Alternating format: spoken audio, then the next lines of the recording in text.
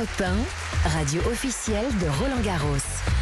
C'est l'affiche qu'attendaient tous les fans de tennis. Alcaraz, Djokovic en demi-finale de Roland-Garros. Première balle à 15h sur le court Philippe Chatrier. Et on peut le dire, c'est une finale avant l'heure entre l'Espagnol numéro 1 mondial et le Serbe, 22 victoires en Grand Chelem.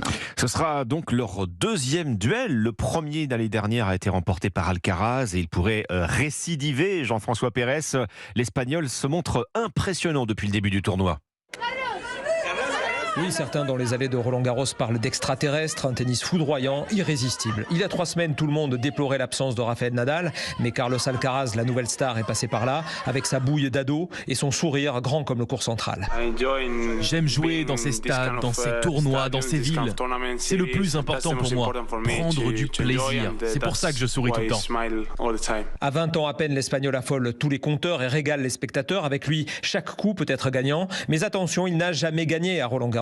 Et il a face à lui le maître des horloges et des parties d'échecs. Novak Djokovic, 36 ans, 22 grands chelems. S'il va au bout, il dépassera Nadal. Une donnée cruciale pour notre consultant Cédric Pioline. C'est le champion des grands rendez-vous. Il a en fond de toile cette course à distance, évidemment, avec maintenant Nadal, puisque Federer est hors jeu. Il sait que toute l'année, il n'aura pas Nadal, c'est acté. Donc il y a une autoroute devant lui. Alcaraz, Djokovic, duel au sommet du tennis. L'affiche de l'année, c'est sûr. Le match de l'année, tout Roland-Garros l'espère ce matin. Jean-François Pérez. L'autre demi-finale du jour, c'est Zverev contre Ruud. 2 matchs à suivre en fil rouge sur Europe 1, radio officielle de Roland-Garros.